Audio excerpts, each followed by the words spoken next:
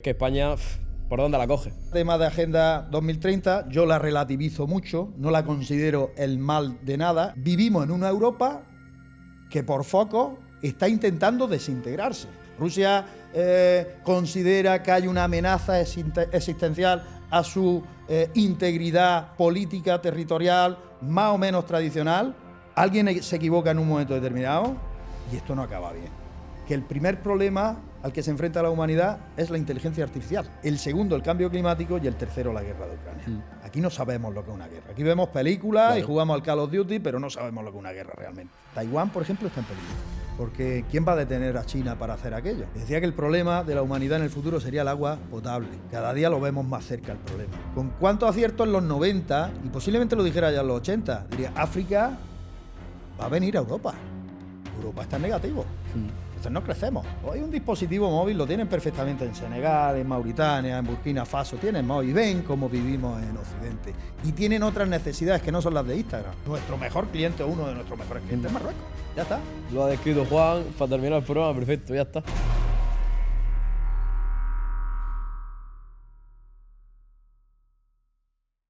Muy buenas a todos, chicos y chicas, ¿qué tal estáis? Bienvenidos a un nuevo episodio del podcast Del Pico al Micro. Hoy tenemos un episodio muy especial para mí porque, bueno, hoy vamos a tocar una temática, bueno, ojalá pudiera decir una, vamos a tocar varias temáticas que a mí me encantan y con una persona que me ha ayudado en el proceso del aprendizaje, en la educación, este sistema español tan bonito que tenemos.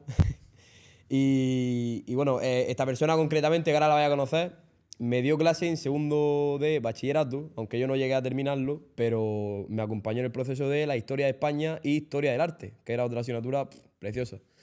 Hoy estamos con mi antiguo profesor, Juan Bautista. Muy bien. Encantado de estar aquí, Manuel. ¿Qué tal estás, Juan? Muy bien. Si quieres acercarte un poco más al micrófono. Sí. Ahí está, yo creo que ahí. Muy bien. Estoy muy bien. Perfecto. ¿Qué tal, Juan? ¿Cómo vas? Pues bien, trabajando, leyendo, criando a mi hijo, la vida de todos los días y muy interesado por los temas que cuando tú me llamaste, me propusiste y la verdad que me explotó la cabeza porque digo, madre mía, vamos a ver cómo somos capaces de hablar en poco tiempo de tanta cosa que hay. Ya sabes, me conoces. Entonces, cuando doy historia de España intento arrimar a la explicación histórica los ejemplos que creo que son pertinentes de la actualidad, porque ayudan a entender mejor los procesos y todas estas cosas. Entonces, pues digo todo esto, pues, como sabes, porque sigo la actualidad. Y la actualidad está que revienta últimamente con 100.000 cosas, ¿no? Entonces, cuando me propusiste, oye, Juan, pues ¿por qué no hablamos de geopolítica? Pues empecé a investigar un poco y no hay temas. Hay infinidad de temas y luego ya la misma definición de geopolítica es controvertida. Claro, es que es lo que tú me dijiste, que la geopolítica como tal, no hay un estudio que se base en vamos a estudiar geopolítica, sino que la geopolítica, lo dijiste tú, si haces un libro hoy, en 2 meses no se puede... Pues en 2 meses no, pero a lo mejor en un año, en un par de años, ha dejado de tener sentido. De hecho, indagando un poco y buscando bibliografía, me metí en Granada, en la Universidad de Granada sí está la asignatura de geopolítica, con una bibliografía decente, actualizada. Adquirí un par de libros, no me duele decir que uno es de Pedro Baños, que viene muy bien acompañado de gráficos. Se ha hecho un referente a nivel español para hablar de estos temas. Pero di con un manual que introducía al concepto de qué es geopolítica, ¿no? Entonces, me aclaró bastante por dónde tenía que ir, pero al mismo tiempo me llevó a una reflexión profunda, y es que definir el campo de la geopolítica es extremadamente difícil. Tú haces un manual de geopolítica, empiezas a hablar de continentes, de organizaciones supranacionales, que si la ONU, que si la Unión Europea, de terceros países con sus áreas de influencia, como puede ser Rusia, con su Corea del Norte próxima, China, que no deja de ser un socio. ¿Y qué pasa? Que en 5 años, 10 años ese manual ya no sirve. Hablamos de manuales y del concepto y la definición. Entonces es muy cambiante y cuando un historiador como yo se acerca a ese campo de estudio, pues cuesta un poquito. Para tus oyentes, para ti, cuando la historia se acerca a un conocimiento tiene que hacerlo con perspectiva, tiene que haber distancia. Cuanta menos distancia hay y si te acercas a lo más inmediato, ya es más trabajo del periodismo.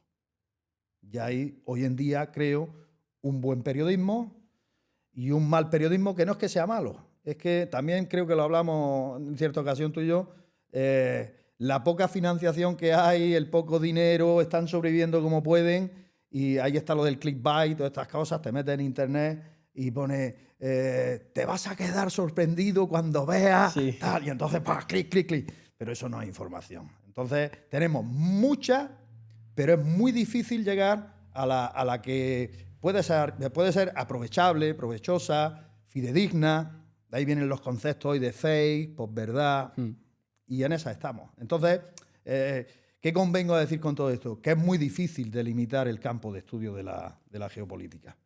Y aparte, la complejidad que hay. Ahora hablaremos de todos los temas que quieras y se nos ocurra. Sí, correcto. Vamos a empezar hablando, Juan. Me gustaría haber hecho un desglose desde, bueno, empezar en España hasta ir subiendo Europa, Estados Unidos, en fin. Pero es lo que hemos estado hablando antes de empezar, que es que España, ¿por dónde la coge?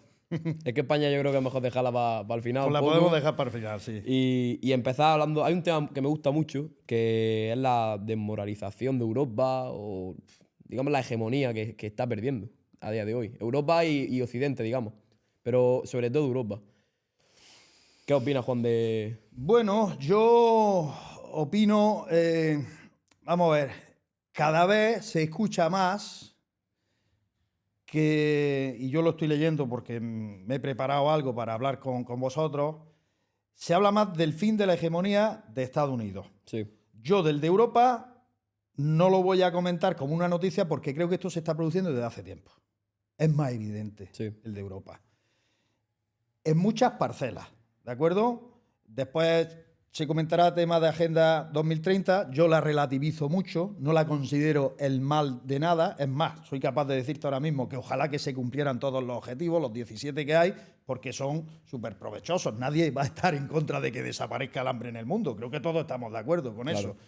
Pero a nivel de lo que es Europa, si atendemos a su origen y por qué surge y cómo surge en el contexto del fin de la Segunda Guerra Mundial, esto había que reconstruirlo porque Europa quedó completamente arrasada, España al margen porque estábamos dentro del franquismo, hasta el año 1955 no se nos abren las fronteras porque hubo unas negociaciones entre España, esa España franquista, con Estados Unidos que dan de sí la implantación de esas bases militares que tenemos y se nos abre el mundo, ONU, la Organización de Comercio, en fin, otras cosas, pero Europa hasta que no acabara la dictadura no se abre. Entonces, nosotros somos conocedores de Europa a partir del año 86, pero ya existía, bajo su denominación de Comunidad Económica Europea.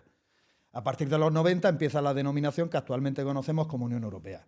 Vamos a ver, vivimos en una Europa que por foco está intentando desintegrarse.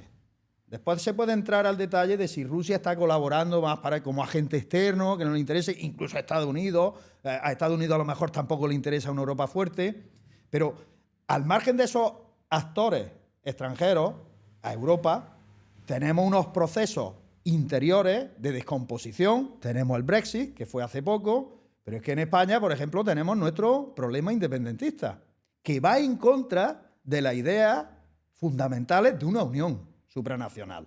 Por ejemplo, nosotros ahora cogemos nuestras carteras, las abrimos y encontramos euros.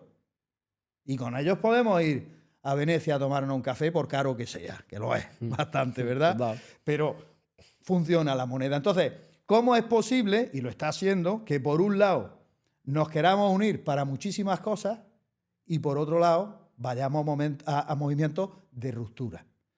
Este movimiento catalán, que no hay quien lo entienda, si tú lo explicas en profundidad con los conceptos, nada más que dando información sin opinión, esto no tiene por dónde cogerse. O sea, el movimiento en el que está Junts y Puigdemont está en un movimiento que se llama el movimiento identitario, el movimiento de las 100 banderas en Europa, vinculado íntimamente a la ultraderecha. Y sin embargo en España está haciendo gobierno con partidos, ya no digo de izquierdas como el Partido Socialista, sino de más izquierda todavía, como puedan ser los de Sumar o los 4 o 5 escaños que le quedan a Podemos. O un Bildu que siempre se ha vinculado a la ultraizquierda, ¿no? Aun siendo independentista. Entonces, como puedes ver, de momento la explicación a un problema no es nada fácil. Está llena de contradicciones, pero claro, tú esto a la opinión pública se lo dices y si te empeñas mucho es capaz de entenderla y cuando lo ha entendido le estalla la cabeza, le explota. Le explota porque no entiende cómo movimientos progresistas, internacionalistas han derivado a rupturas internas de la Unión Europea, porque, vamos a ver, a la Unión no le viene nada bien que Cataluña salga de España, por ejemplo, ¿no? Total. Claro, entonces, ¿cómo es posible que por un lado vayamos a integrarnos, a ser más globales aún siendo europeos, y por otro lado vayamos a desintegrarnos? Ese es un factor de la decadencia de la Unión Europea, de esta institución supranacional. Los otros más evidentes que tenemos candentes pues son la misma invasión de Ucrania por Rusia, la guerra que azota, que es algo en claro peligro, digamos, mundial, existencial. Esto la gente no se está haciendo cargo, pero si en un momento determinado hay un fallo, por mínimo que sea, pues podría ocurrir algo lamentable. La gente habla de la Tercera Guerra Mundial, yo muchas veces me río, y delante de mi hijo, por ejemplo, mi niña no, porque es más chica y no se entera, pero mi hijo ya, con 12 añillos, a lo mejor le digo que se lía una guerra nuclear y esto se acaba y no se lo traga bien, y ya la he escuchado en algún sitio. Sí. Entonces, es que es eso lo que hay. Eso es lo que hay. O sea, Rusia considera que hay una amenaza existencial a su integridad política, territorial, más o menos tradicional. Alguien se equivoca en un momento determinado y esto no acaba bien.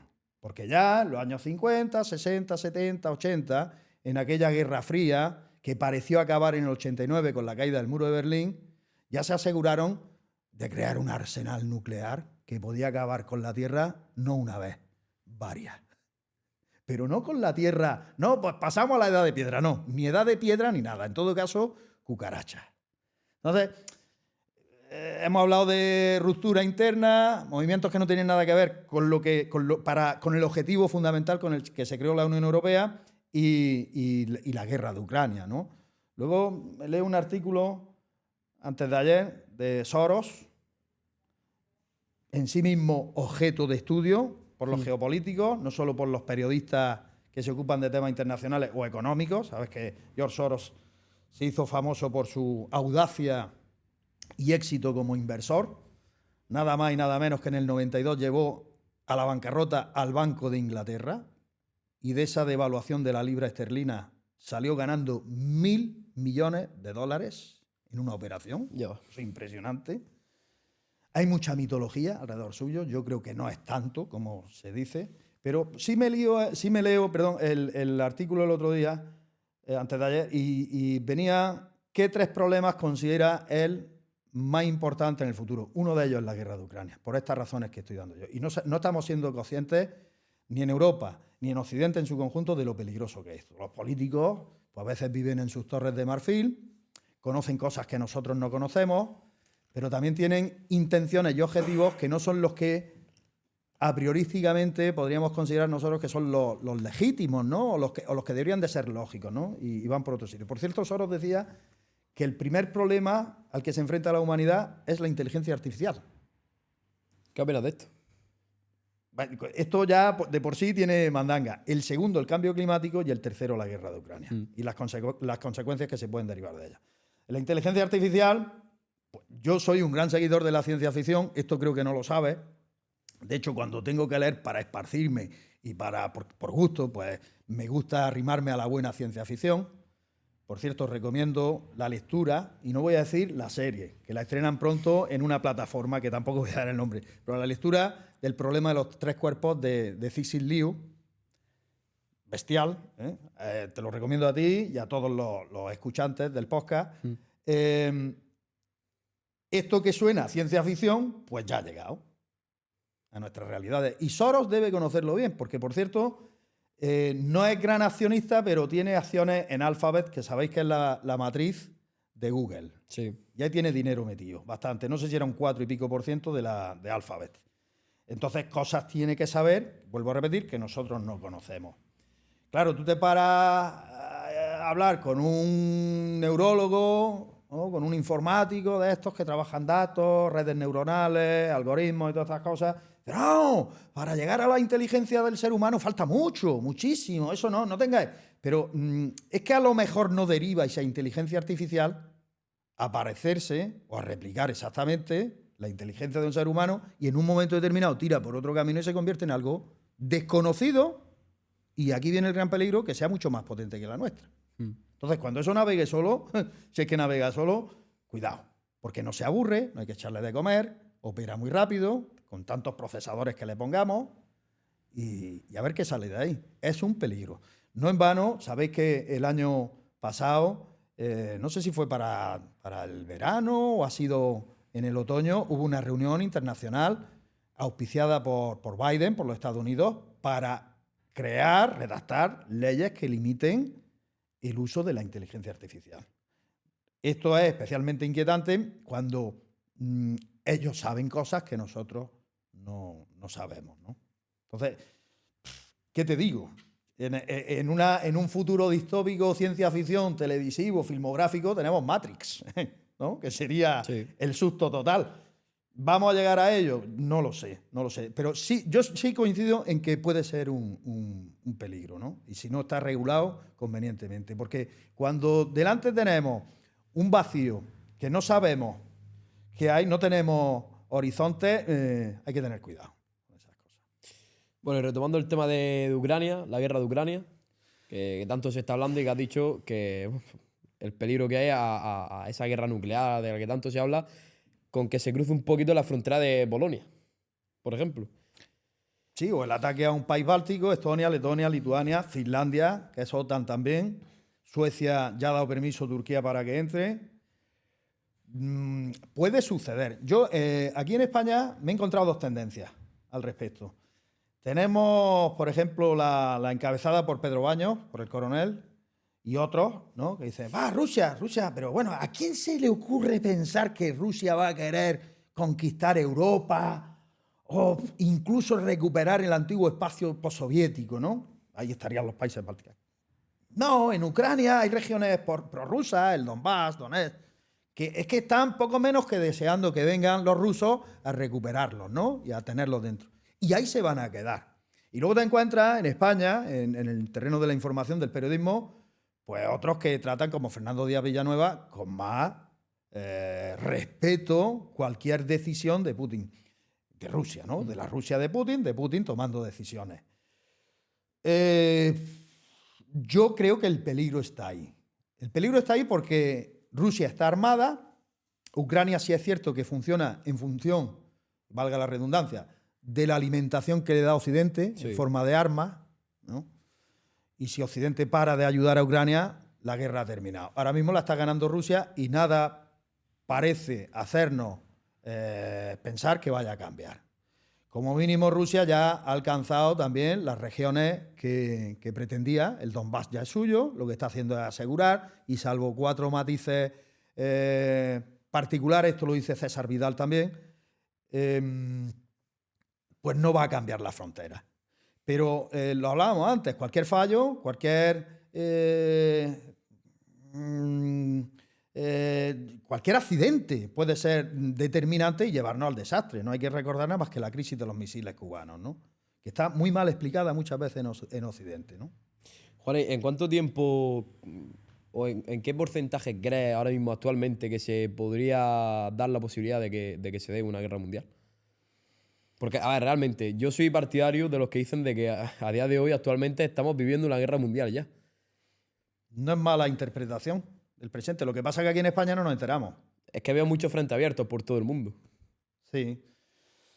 Bueno, yo puedo ser de varias formas, ¿no? Ahora me estás pidiendo opinión. Yo creo que si Rusia alcanza a concluir con éxito esta contienda, esta operación especial, como ellos han llamado a esta guerra, que es una guerra con muchísimos miles de muertos, muchísimos recursos, mucho territorio destrozado, lo que es una guerra. Aquí no sabemos lo que es una guerra. Aquí vemos películas y jugamos al Call of Duty, pero no sabemos lo que es una guerra realmente. Pues creo que si culmina con éxito sus cosas, Taiwán, por ejemplo, está en peligro. Porque ¿quién va a detener a China para hacer aquello? Nadie. Entonces, estamos viviendo tiempos muy, muy, muy convulsos, muy interesantes, interesantes desde el punto de vista geopolítico. Yo por mí que se acaben las guerras mañana mismo, claro. Y que volvamos al triste aburrimiento del que no sucedan las cosas. Es la mejor noticia para poder criar a nuestros hijos felices y con salud, ¿no? Y entonces, mucho me temo que Rusia tiene ya su objetivo alcanzado, que si los mejora algo y esto se acaba, tenemos otro problema con China por otro foco. ¿Esto puede hacer Rusia que ataque a los países bálticos? Pues ya tenemos la Tercera Guerra Mundial, pero oficiosamente, porque invocando creo que al artículo 4, ¿no?, de la OTAN, la OTAN tendría que intervenir directamente, claro, porque ya están atacando a su...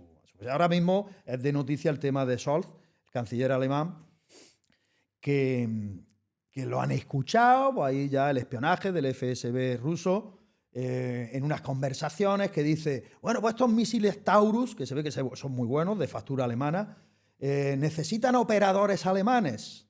¿Esto por qué es pertinente? Y es crucial para entender el problema. Porque si Alemania manda operadores para esos misiles Taurus a suelo ucraniano, ya está interviniendo la OTAN en Ucrania. Entonces Rusia puede decir, la OTAN por la puerta trasera ya está metiendo gente aquí. Y a Scholz, en un descuido, porque estas cosas hay que blindarlas, estas conversaciones de alto nivel, pues se le ha escapado esta conversación. Y eso es noticia actual. Entonces sí hay que estar preocupado.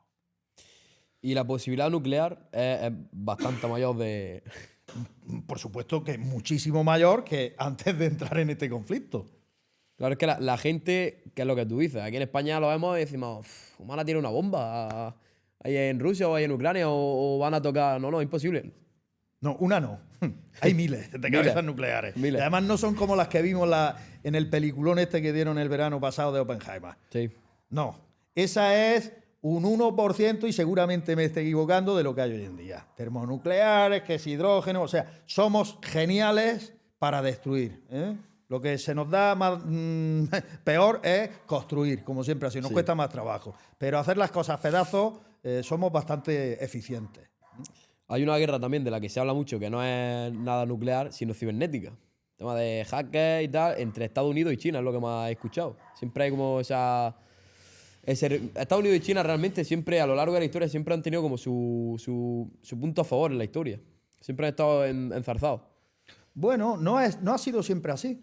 Hasta el punto de que se creía una relación bastante cordial en los años 90. Justo cuando Rusia no se sabía lo que iba a suceder, y hablo de Rusia porque ya había caído el muro, ¿no? Y entonces coincide con que China se abre un poquito, porque China es comunista en lo estatal, en la organización, en lo social, pero en lo económico es capitalista. Total. Entonces, aquí hay un rayo de esperanza, y es que creo que a China no le interesa ninguna tercera guerra mundial, porque ya podemos imaginarnos lo que pasaría con el comercio mundial, ¿no? Se detiene completamente, habría relocalizaciones, se empezaría a fabricar en otros sitios que no fueran chinos, o sea, un caos total. Entonces, quizás sea esa una contención el que a China, si quiere seguir creciendo, y creo que es así, China está mejor que hace 10, 20, 30 años, ha evolucionado muy positivamente, incluso en lo socioeconómico, pues no creo que le interesen estos fandangos. Hablando del comercio, de lo importante que es, tú fíjate, este verano pasado, creo que fue, o hace 2 veranos, perdona que la memoria me falla, tú verías las imágenes. Se embarrancó ahí un barco de estos mercantes con miles de contenedores en el canal de Suez. Correcto. Pues estuvo varios días allí. Pues tuvo un impacto mundial en la economía. Claro. ¿Esto qué quiere decir? Pues que la economía es global. Está todo interconectado. No es como antes que llegaba la marca Adidas, por poner una. Yo no quiero hacer publicidad, pero hay que mencionar una. Claro. Y hacía todas sus cosas en la Alemania original, ¿no? O Ford, todos sus coches y vehículos en Estados Unidos. No, esto ya no es así. Es que Ford te hace un componente en otro sitio, la Mercedes coge y te hace el sistema HUD en Japón, y si hay un terremoto en Japón, pues no te viene el coche con ese sistema, porque se ha detenido la producción. Entonces, todo está interconectado. ¿Eso puede ser algo que nos salve? Pues sí, pero también habría que entrar en otro problema, si es que el crecimiento ilimitado y muchas veces acelerado es sostenible. Demografía, ya otras cosas, otros problemas mayores, ¿vale? Eso si quieres te lo comento al final, porque o sea, yo esto lo veo, incluso cuando hablan nuestros políticos y periodistas y gente de opinión, gente acreditada, académicos, ¿no? Y algunos te encuentras y estoy adelantando casi lo que sería una conclusión al tema, pero el crecimiento de la población mundial. Pero bueno, es que esto va a ser ilimitado. Yo recuerdo cuando hice la carrera que me decían, bueno, es que tú, si dices que no hay recursos para toda la gente del planeta, eres mecanicista y maltusiano y no sé cuántas cosas más, a modo despectivo. Vamos ya por más de 8.000 millones de habitantes en este planeta. Según las pirámides y las proyecciones... Ha superado las expectativas. Totalmente. La ha reventado. Y además no un crecimiento de este sostenido, es el exponencial que se va multiplicando y nadie habla de esto, porque parece que hablar de que se controle la población es poco menos que ser antihumano o algo así. Y no, es sencillamente decir que lo vemos cada día más, que no hay para todos creciendo al ritmo que estamos creciendo. Y esto conectaría, por ejemplo, con la agricultura, con los recursos. Yo qué sé, me acuerdo siempre que hablo de estas cosas de dos noventeros que no fallecieron hace mucho. Que uno fue Mikhail Gorbachev, el protagonista absoluto de la perestroika, ¿no? Que decía que el problema de la humanidad en el futuro sería el agua potable. Fíjate, cada día lo vemos más cerca el problema. Y al principio lo trataban como un loco. Como un loco. Y el agua cotiza en bolsa o no lo hacían, que un visionario tal y que cual. Y el otro era Julio Anguita, que estaría el pobre, que en paz descanse, en la antípoda de lo que yo pienso políticamente, cada uno tiene su idea, pero con cuánto acierto en los 90, y posiblemente lo dijera ya en los 80, diría, África va a venir a Europa. Lo decía con palabras incluso más fuertes, ¿no? Pero eso lo estamos viendo hoy en día. Y son problemas que azotan nuestro presente. Entonces, el tema de los recursos, pues un día se acabará el petróleo. Si no tenemos agua, a ver qué pasa. Había crisis hasta para el tema de los abonos químicos. Entonces, y luego pues nos encontramos las eternas contradicciones en la agricultura. Es que Europa no quiere que le echemos pesticidas, no quiere abonos. Yo veo gente que está hasta en contra de los abonos químicos, pero bueno, ¿qué más da que el nitrógeno lo coja de un sitio que si tú se lo echas en unas bolitas que son azules o marrones? Es que da igual, ¿no? Al final la planta va a coger lo que necesita, ¿no? Pues bueno, pues si no fuera por todos esos avances que hay en agricultura, el mundo ya, y no hace falta que crezca más, estaría pasando hambre. Y ya está. Los que somos de Almería lo sabemos perfectamente. Vaya. Hablando del tema de esta agricultura, que ahora también lo trataremos un poquito, pero es que el tema de la inmigración ilegal, el problema al que se enfrenta Europa, como acabas de decir. No solo Europa. Europa y, bueno, a nivel mundial. Si es que al final esto es Estados Unidos también. Estados Unidos, bueno, las cifras de Estados Unidos son una locura. Si eso pasara en España ahora mismo, estaríamos perdidos. Esto sería un desastre absoluto. ¿Cómo es no sé si la palabra es peligroso, pero que el problema demográfico al final que se junta a Europa, ¿cómo de peligroso es a día de hoy? Pues en Europa hemos de dar la explicación contraria a lo que he estado comentando anteriormente. Europa está en negativo. Entonces no crecemos. No crecemos. Estamos en una sociedad del bienestar. Esto siempre se ha medido con la pirámide de Maslow, ¿no? En la base están las necesidades primarias, pues comer, alimentarse, hasta respirar, ¿no? Y en la cúspide yo siempre le digo a mis alumnos, y aquí está el Ferrari, en la cúspide de la pirámide. Pues bueno, la sociedad europea del bienestar, la más desarrollada, Occidente en su conjunto, cada vez está más cerca de la cúspide y nos encontramos con gente, con gran parte de la población mundial que está muy cerca de la base y quieren vivir. ¿A qué nos lleva esa sociedad del bienestar tan hiperdesarrollada?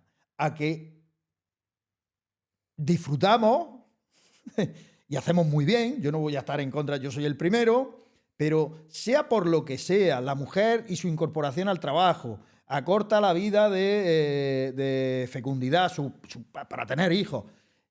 Multitud de factores han llevado a las tasas de natalidad por los suelos Europa. ¿Qué tenemos? Tenemos, por ejemplo, en España un sistema de pensiones que se basa no en lo que han trabajado los que cobran la pensión, sino en los que estamos trabajando en el presente para que ellos puedan cobrar su pensión.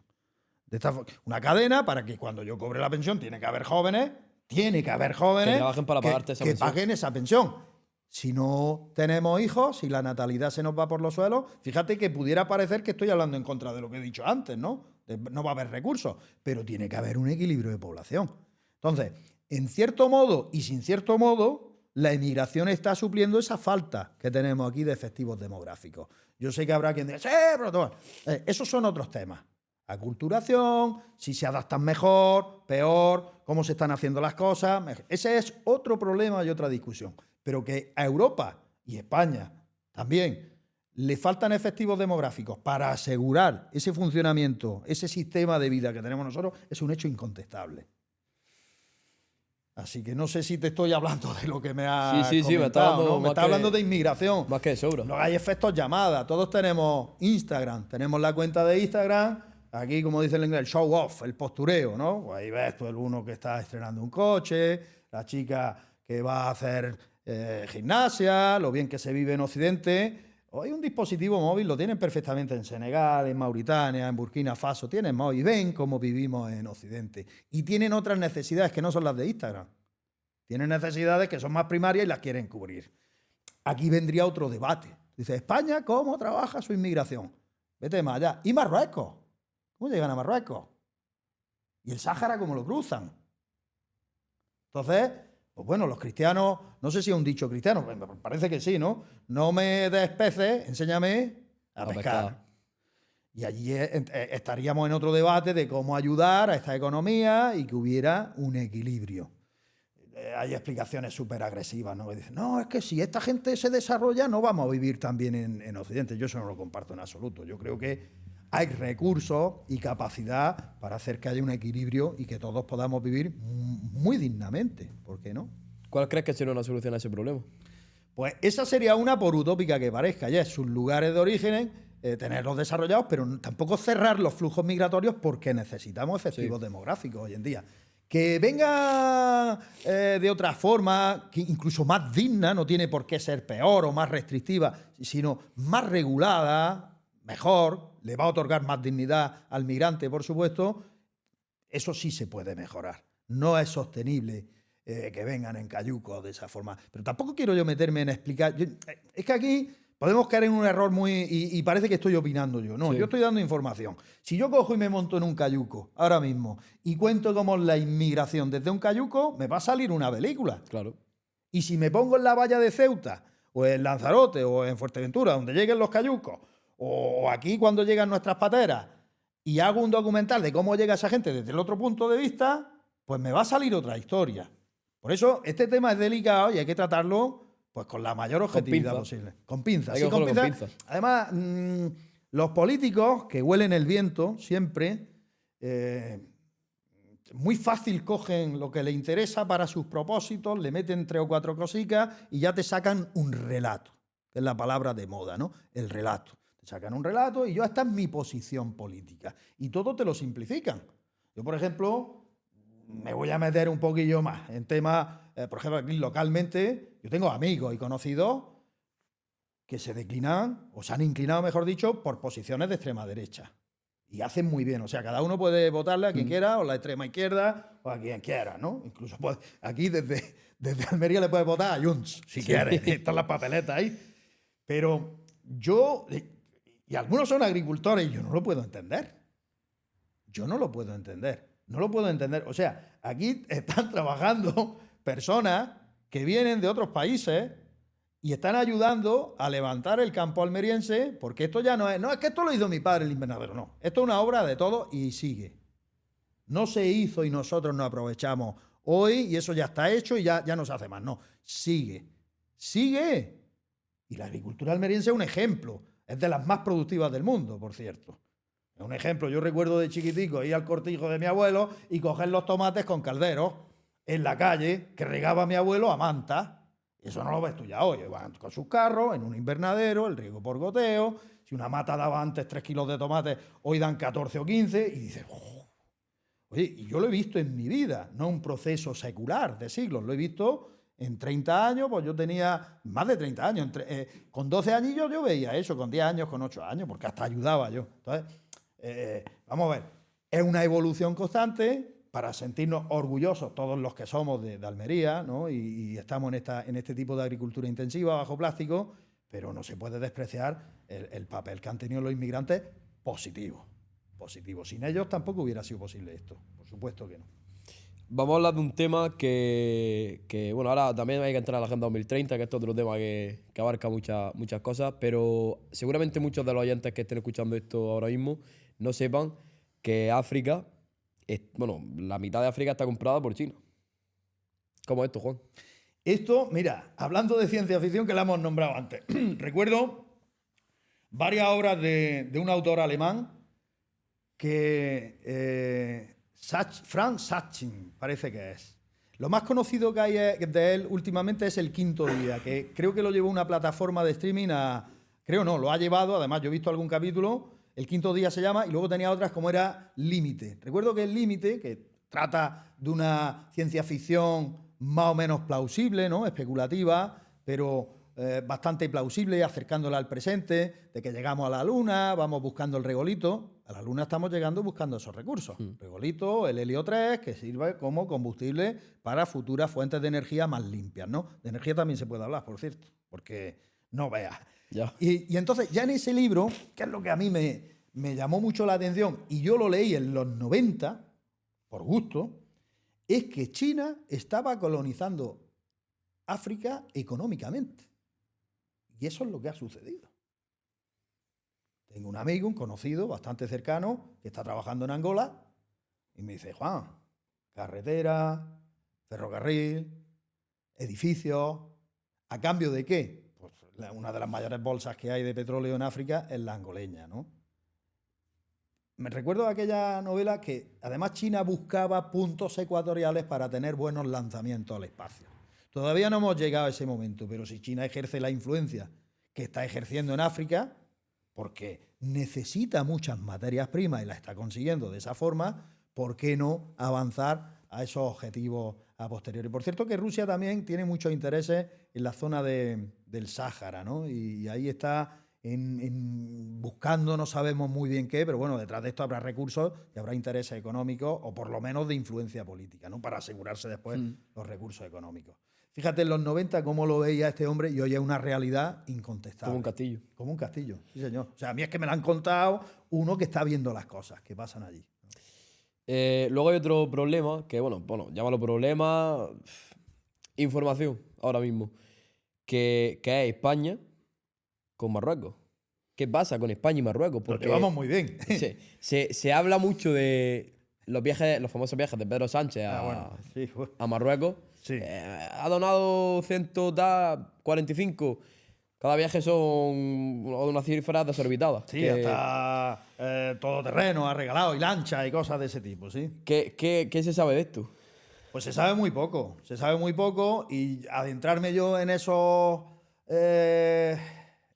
en esas informaciones que algunas de ellas tienden a buscar cosas que no, o a que haya un rumor en la calle y esos rumores están, yo no voy a entrar en eso porque eso yo no tengo información, ni de Pegasus, ni de si había algo en el móvil del presidente o dejaba de haberlo, porque eso no está. Entonces, yo te hablo de lo que sé y doy noticias. Y probablemente no lo sepamos hasta dentro de... O nunca, ¿no? Es como lo del 11M, pues quedan ventanas sin haberse explorado de aquel caso. Por más que haya una sentencia, ya haya un sumario, hay cosas que no se entienden, ¿no? Pero eso sería objeto de otro debate o de otra charla, ¿no? El tema con Marruecos, el fundamental, es que, pues yo lo venía hablando hace un momento con mi padre en el coche, es que en balanza de pago, de los principales clientes de España, o sea, a quien más le vendemos, o a uno de los que mejor nuestro mejor cliente o uno de nuestros mejores clientes es Marruecos. Y vas a la calle, le preguntas a la gente y se creen que es al revés. Que nosotros le compramos a Marruecos muchas cosas y que en esa balanza comercial salimos perdiendo España. Ni muchísimo menos. Marruecos es un cliente de los mejores que hay de España. Ojalá tuviéramos tantos clientes como Marruecos. Entonces, ahí hay una relación que hay que reforzar. Con relación a injerencias, pues eso ya es más delicado. Si a Marruecos le interesa que en España haya unos gobiernos más de esta manera o de otra... Y lo que sí es inexplicable del todo, y esto ya tampoco sin ser opinión está muy, muy cerca, es lo que ha pasado con el Sáhara Occidental. Claro, te iba a preguntar ahora sobre el Sáhara Occidental. Exactamente, es que eso ha sido inexplicable. De hecho, la misma carta, que con esa especie de reconocimiento de soberanía compartida de Marruecos con el Sáhara, tal y igual, estaba redactada en francés. O sea, esa carta no salió del Ministerio de Asuntos Exteriores de España, que fue cuando la famosa foto de la bandera con el escudo para abajo de España y tal. Hay quien quiere ver un símbolo de rendición de España, pero lo que está claro, y esto nadie se hace cargo de esto, es el mal momento en el que estamos pasando en España, por el que estamos pasando en España, que es que un gobierno tan débil, y sigue siendo débil como el de Pedro Sánchez, ¿cómo puede atreverse a hacer o tomar una decisión de esa envergadura? De un problema que es histórico, que nos viene heredado desde la muerte de Franco. Porque alguien la ha tomado por ahí. Claro. Eso lo pienso yo. No, mi opinión es que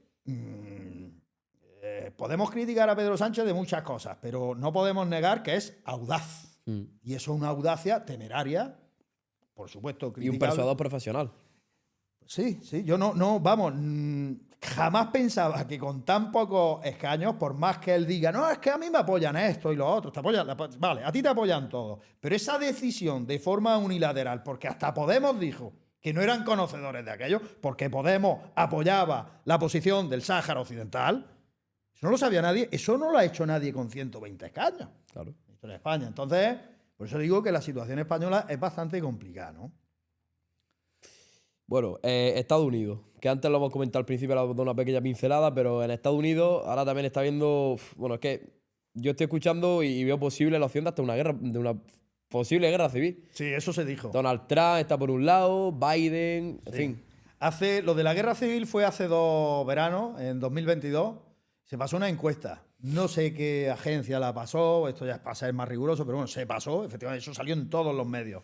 Y es que salió la cifra de que más de un 40%, creo que concretamente fue el 43% de norteamericanos, de estadounidenses, pensaban que era probable una guerra civil en Estados Unidos.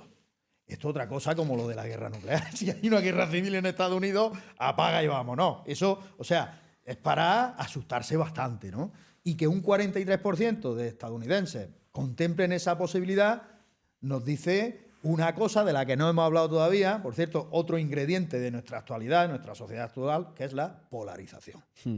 Y eso es veneno para la sociedad, yo creo que es veneno hasta para el alma. Explica, Juan, para los oyentes que no sepan, la palabra polarización. Bueno, polarización, de siempre ha existido el término, no es nuevo, pero ahora se ve, se manifiesta. Por ejemplo, yo se lo explico a mis alumnos, cómo hoy alguien que se dice que es de izquierda es tan de izquierda, hasta el punto de llegar al insulto, a la descalificación, a atacar, yo no voy a decir más de la cuenta, pero a atacar con vehemencia, con mucha vehemencia las posiciones y a defender, sin embargo, defectos propios de una forma increíble, por parte y parte. Viene en un espectro político al que llamamos, en un lado político como llamamos izquierda tradicionalmente, y en el otro la derecha. No está pasando solo en España está pasando y todos sabéis de lo que estoy hablando, ¿no? Sí. Además que a mí me desvela de primera una profunda incultura política de la sociedad española y de allá donde se haya instalado la polarización. Porque no habría nada más bonito que cambiar el voto cuando nos diera la gana. Y ese sería el mejor ingrediente de la democracia. Pero no lo tenemos. No interesa. No interesa por lo que sea. ¿Interesa esa polarización? Pues no lo sé, pero es lo que tenemos. Y en Estados Unidos, que no deja de ser Occidente, pues está pasando lo mismo.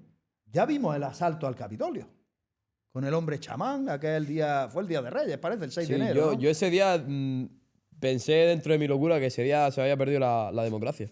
Pues no era mal pensamiento. Estuvo a punto. Así fue. Estuvo a punto. Estuvo en las manos de Trump. Podía haber hecho alguna barbaridad mayor, ¿no?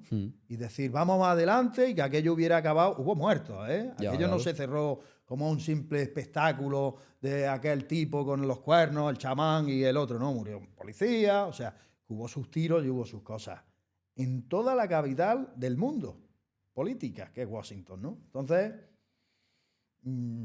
otro ingrediente de la realidad actual, como para sacar aquí conclusiones de veracidad o hacer una fórmula matemática. Esto es imposible. Se puede analizar, hablar de todo esto y ponerlo sobre la mesa, ¿no? A mí de política, pues no me queda más remedio que hablar cuando doy la historia de España y todas estas cosas, ¿no?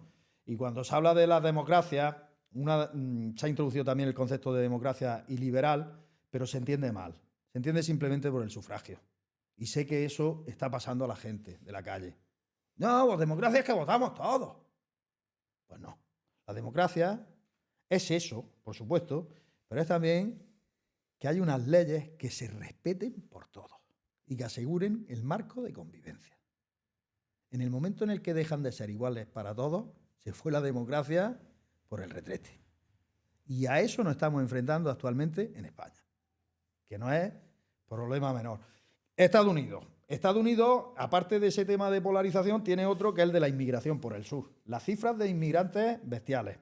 Y se ha dado la circunstancia de antes de Navidad esta parte. La última noticia que hay es de Arizona, de estados del sur, de los Estados Unidos, que limitan con México, concretamente Texas y Arizona que acabo de mencionar, que tienen un problema migratorio de tres pares de narices, de cientos de miles de migrantes, y que esos estados no se han visto arropados por el gobierno de Biden y están tomando sus propias decisiones, creando sus leyes que son reclamadas a la Corte Suprema de los Estados Unidos y vienen de vuelta, que no se aprueban, que no me dejas poner una alambrada con una concertina, que se me están metiendo mucho, que ahora voy a decir que me ayude la Guardia Nacional y voy a invocar a la enmienda 6ª de la Constitución y esto es una invasión. Por ahí van los tiros. O sea que estamos entretenidos. Sí, que no pinta nada más la idea loca de guerra civil en Estados Unidos. Pues no. Y ahora ya estamos viendo que todas las encuestas dan a Donald Trump vencedor.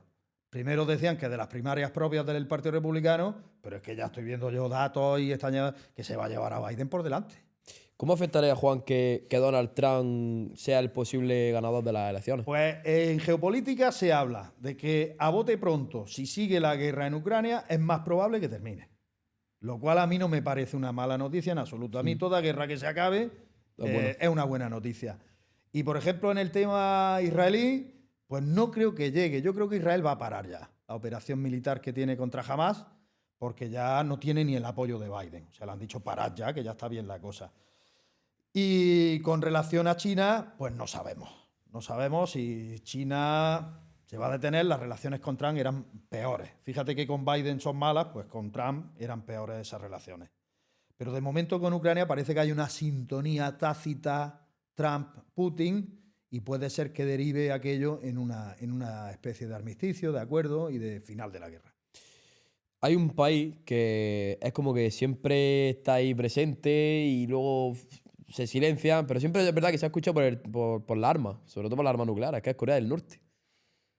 ¿Qué pasa con Corea del Norte? Bueno, yo os invito a que veáis los documentales estos que da National Geographic. Sí. Hay uno que lo lleva Michael Palin, aquel que era de los Monty Python, él hace de tartamudo en un pez llamado Wanda. También ha hecho fabulosos de viajes, sobre todo se ha dedicado a hacer documentales de viajes después de aquella fase de Monty Python, ¿no? Y visita a Corea del Norte, no sé si son 3 o 4 episodios. Increíble. Espectacular. O sea, increíble. O sea, eso parece una novela de ciencia ficción distópica. Una distopía. Completamente. Se muere aquel, lloramos, pero que tienes que llorar. Y eso es lo que tenemos. Que toda la economía de esa nación esté destinada al cultivo del armamento nuclear y atómico, porque es la única manera que ellos tienen para sobrevivir bajo un régimen dictatorial comunista. Es que eso supera a la Unión Soviética más potente que hubiera en su momento. Y eso es lo que tenemos hoy en día. Es otro peligro, otro foco caliente de los que tenemos en el mundo. Sobre todo con sus relaciones con Corea del Sur. Directamente que es ahí donde puede estallar. Y ya cada una de las grandes potencias se pondría del lado de uno o de otro. Es que Estados Unidos y Corea del Norte siempre se han posicionado como que siempre había esa tensión, ese como rompa el cable, nos matamos. Sí. Es que Estados Unidos ya entró en aquella guerra de Corea, que fue la siguiente a la guerra mundial. Por cierto, causó mucha desesperanza, sobre todo en los intelectuales, en la sociedad occidental, porque cuando se creía que se había acabado con la Segunda Guerra Mundial y con todos los males, pues de pronto ya tenemos a partir del 50 esta guerra de Corea, ¿no? Y de ahí surge esa fractura, con una línea completamente recta. Entonces Estados Unidos es parte interesada y protagonista en este problema, como que es la creadora de la Corea del Sur o de la Corea del Norte, por reacción, ¿no? Y ahí se ascribieron lo uno y lo otro en toda la Guerra Fría. La Unión Soviética con Corea del Norte, China también, y Estados Unidos protegiendo a Corea del Sur. Eso está ahí. Ese es un punto caliente de los que tenemos, como tantos otros hay en el mundo, ¿no? Y nuclear no es solo el único, por cierto. Ahí tenemos a India, con casi 1.500 millones de habitantes, si no lo ha superado ya, y a Pakistán. Vecinos nucleares, ambos también. Ya para cerrar, el último tema de conversación que me gustaría tener contigo es el de la Agenda 2030. Que este es un tema muy actual, que se está hablando sobre todo, pero con muchas críticas también. Porque hay muchísima gente que se posiciona en contra. No sé si se habrán leído los 17 puntos que tiene, objetivos, pero como te está diciendo, que hay mucha gente que está en contra, otra que dice, bueno, yo... ¿Cómo lo ves, Juan, la Agenda 2030? Pues he leído y he escuchado cosas. Si tú te lees los 17 objetivos, estás de acuerdo con ellos. Estás de acuerdo con ellos. Pero también escucho, no, pero esto es sorosiano, de George Soros, y lo llevan ellos hacia adelante, y aquí quieren hacer un mundo. Salió una frase de aquello que era, serás más feliz sin nada, ¿no? Con menos cosas. Entonces, yo veo esta Agenda 2030 leyéndome los objetivos muy utópica. Por cierto, viene a sustituir la Agenda 2020 y estos objetivos de 2030 se creen en 2015. O sea, no es nada nuevo. Es la reformulación de aquellos objetivos de 2020 que no se cumplen y te los vuelven a hacer, te los actualizan, te los tunean, si quieres entenderlo así, y te los ponen para 2030. Que se vaya a acabar con el hambre en el mundo, que ese es un objetivo, lo he dicho antes, creo que estaremos todos de acuerdo en ello. Que el agua del mundo sea más accesible a todos y más potable y todo esto, también. Que se conserven los ecosistemas, por supuesto. Que se alíen las naciones y las organizaciones. ¿Quién puede estar en contra de todas estas cosas? Pero sí es cierto que hay alguna cosilla que sale de la ONU también, como el tema de la inquina que tienen con la carne, que yo no lo entiendo. Y he llegado a escuchar a algún divulgador científico, no, es que una ternera, pues tú no sabes la de agua que necesita una ternera para criarse. Y yo siempre pienso, vamos, ¿y un pepino cómo lo crías? Claro. Le tienes que echar agua también, ¿no? Entonces, hay una serie ahí de cosas, de contradicciones, nuevamente, que no entiendo muy bien. Por cierto, para tranquilidad de la gente, ninguna agenda se ha cumplido. Y esta la firmaron 190 y tantos países. O sea, que no es una cosa, la firmaron hasta países que supuestamente son más progresistas, menos progresistas, con más libertades, con menos libertades. Ya os digo que no sé por qué, pero en los últimos tiempos se ha cogido una inquina hacia la Agenda 2030 que no acabo de entenderla. No le veo nada malo a la misma, ni le veo nada peligroso. Hay quien dice que hasta el símbolo este del círculo, que se lo ponen muchos políticos, sí, eso es como masónico, el ojo que... Sí, ya es conspiranoico. Sí, ya ahí me parece de magufos, ¿no? No obstante, se puede criticar alguna cosilla, ¿no? Esos globos sondas que mandan con la carne y tal, no me gustan, ¿no? Esas frases de serás más feliz sin nada, tal, ¿no? Sí, el control también de la lluvia y eso no sé si habrá escuchado también.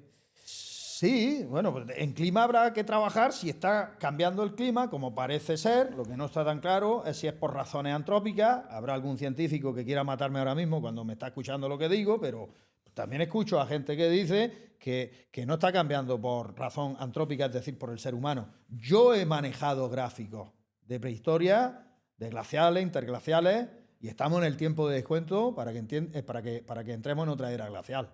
Y es un gráfico perfecto, lo podéis buscar. Gráfico era glacial e interglacial. O sea que el calentamiento global existe, es verdad. Existe, es un hecho incontestable. Lo que no sabemos es si la causa es humana o no, diametralmente, o que colaboremos a que evidentemente haya ese calentamiento global, ¿no? Hablamos de gases muy complicados, el óxido nitroso, el no sé qué. Y fíjate, el gas con más efecto invernadero que hay es el vapor de agua, sí, sencillamente. Vale, ya sí que ir para ir cerrando, es que no me quiero dejar cabo suelto. Me gustaría hacer un poco de información, Juan, acerca de... También se escucha mucho en la calle la monarquía española, de dónde está la monarquía. Y de que la monarquía no funciona, es que están ahí llevándose el dinero y tal. Que no sirve para nada, ¿no? No sirve para nada. Eso es lo que hablan acerca de la monarquía. ¿Qué opinas? Hombre, si sirviera para algo estaríamos en el siglo XVII o en el XVIII. Sí. Pero estamos en el XXI. Muy buena comparación. Claro, la Constitución española nos dice que la monarquía representa la unidad territorial de España. Por eso, si os fijáis en el escudo de nuestra nación, en el centro, aparece que une las 4 banderas, abajo está el Reino de Granada, que aparece la granadita, ¿no? En el centro están las flores de lis, que es el emblema de los Borbones. Y eso es lo que hace la monarquía, que no es poco. Representa la unidad territorial de España. No tiene que tomar ninguna decisión porque estamos en una monarquía parlamentaria, afortunadamente. ¿Qué me iba a decir? Nada, que une. Une. Es que, además, así viene establecido en nuestra Constitución del 78 y esa es su función. Representar a este país y es el máximo garante de esa Constitución misma que consagra esa unidad territorial de España. Por eso, cuando hablamos de pues los catalanes que se independicen, como si fuera tan fácil eso. Bueno, Puigdemont dijo que sí, ¿no? Luego a los 15 segundos se arrepintió, pero lo vio tan fácil que fue capaz de decirlo. Vamos a ver, si Cataluña la sacas de España, España ya no se puede llamar España. ¿Se entiende esto o no? Claro. Porque ya al quitarle esa parte, a lo que quede no lo puedes llamar España. Lo tienes que llamar de otra forma. Entonces tú fíjate si es importante la monarquía en España. Que de mutuo acuerdo los españoles decidamos algún día el fin de la monarquía e iniciar una nueva etapa republicana, ¿por qué no? La misma Constitución está tan bien hecha que prevé su extinción, su derogación. ¿Qué se necesita? Y esto los catalanes no lo entendieron también los independentistas. Se necesitan las mayorías suficientes. ¿Qué le pasa al sector independentista catalán? Que sin tener la mayoría suficiente, retorciendo la ley, me hago independiente. Oiga, no. Usted puede lanzar leyes de desconexión si alcanza las mayorías cualificadas, no simples, no la mitad más uno, cualificadas. ¿Por qué se habla de mayorías cualificadas no solo en el Estatuto catalán, sino además en la Constitución española? Porque hay cosas tan importantes que no se pueden estar cambiando todos los días. Porque tú imagínate, como se dio el Brexit, fue 51 a 49 o 53 a 48. En Escocia más o menos los mismos resultados. Y que por un aire que viene a los 10 años, cambia el que es 49 a 51 y el otro a 49. Entonces esto sería un cachondeo. Por eso se habla en la Constitución española y en muchos marcos legales del mundo de mayorías cualificadas. Eso es lo que no se ha respetado aquí. Y de eso no se habla. Y no hay pedagogía, no hay didáctica de eso a la ciudadanía. Oiga, que lo que han hecho los catalanes lo pueden hacer alcanzando sus mayorías. Por eso es tan grave lo que ha sucedido. Porque sin alcanzar esas mayorías, han querido hacerlo. Totalmente ilegal. Con la monarquía lo mismo. ¿Qué se necesita? Pues que el pueblo español, con su representación en las Cortes, dé la mayoría suficiente como para que haya una propuesta de extinción de esta Constitución, iniciar un nuevo periodo constituyente y como existe esa mayoría, se ha de suponer que esto derive en una república. Ya está. Lo ha descrito Juan para terminar el programa, perfecto, ya está.